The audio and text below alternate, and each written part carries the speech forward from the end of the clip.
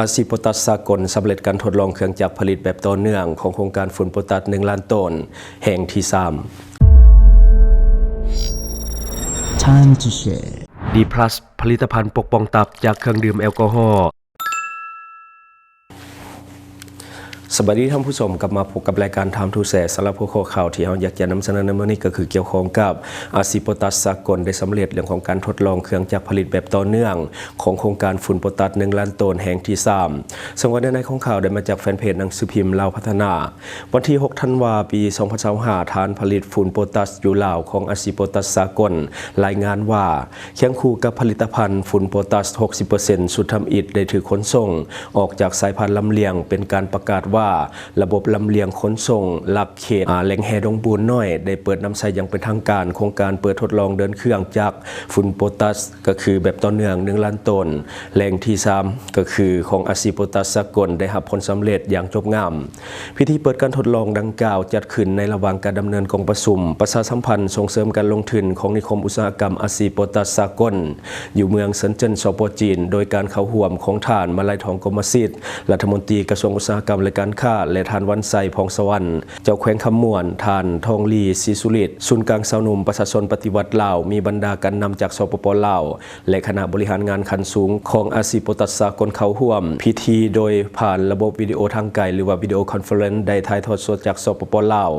เขตแหล่งแห่ดงบุญน้อยแมนตัวค้ำสู่ที่ว่าเป็นแกนสารและก็ตัวยกระดับการผลิตที่สำคัญของการหันกำลังการผลิตเป็นขนาดใหญ่ของอาซีโพตัสสากล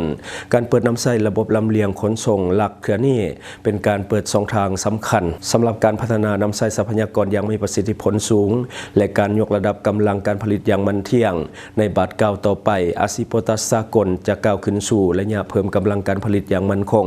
โดยผ่านการปรับปรุงอย่างต่อเนื่องเทคโนโลยีกรรมวิธีการผลิตยกสูงประสิทธิภาพของเครื่องจักรผลิตปรับปรุงตองโซ่การสนองที่ประกอบติดพันเพื่อก้าวไปอย่างหนักแน่นสู่เป้าหมายกำลังการผลิตในระยะกลาง5 ล้านต้นความคืบหน้าที่สำคัญยังแสดงให้เห็นว่ากำลังการผลิตฝุ่นโพตัสโดยรวมของสปป.ลาวได้ก้าวเข้าสู่เวทีใหม่อีกก้าวหนึ่ง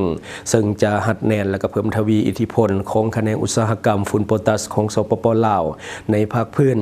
สิ่งนี้จะเป็นแรงผลักดันที่เข้มแข็งในการสร้างระบบเศรษฐกิจแห่งชาติที่พัฒนาแบบยืดหยุ่นและก็ยืนยงหลายขึ้น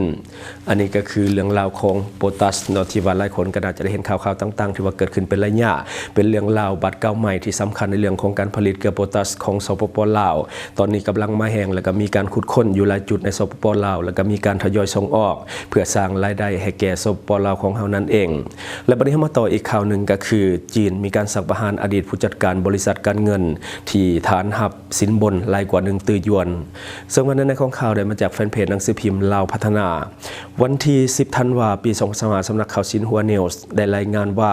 วันที่9 ธันวาคม ปี 2025ศาลประชาชนสูงสุดแห่งสาธารณรัฐประชาชนจีนได้ตัดสินประหารชีวิตไปเทียนหุยอดีตผู้จัดการทั่วไปของบริษัทซินหัวลง International Holding Limited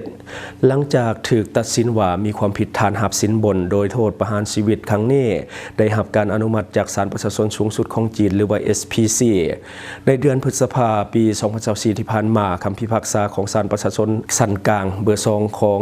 นครเทียนจินระบุว่าไปเทียนหุยถูกตัดสินโทษประหารชีวิตพร้อมทั้งถูกถอนสิทธิ์ทางการเมืองตลอดชีวิตทรัพย์สินส่วน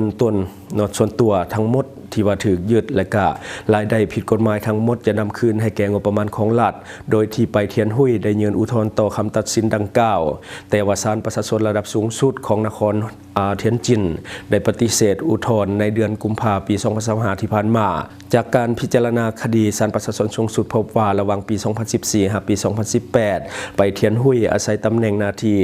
หลายตำแหน่งที่ว่าตนเองเคยดำรงอยู่เพื่อให้ความช่วยเหลือแก่ผู้อื่นในด้านต่างๆเช่นการซื้อกิจการและก็การจัดหาเงินทุนขององค์กรโดยหับสินบนอย่างผิดกฎหมายเป็นเงิน 1,108 ล้านหยวน ศาลประชาชนสูงสุดระบุว่าความผิดของไปเทียนหุ้ยหายแหงหลายจำนวนเงินที่หับสินบนมีมูลค่าสูงหลายและก็เป็นสถานการณ์ที่หุนแหงเป็นพิเศษพร้อมทั้งก่อให้เกิดผลกระทบทางสังคมอย่างหุนแหงสร้างความเสียหายอย่างลวงลายต่อกับผลประโยชน์ของรัฐและประชาชน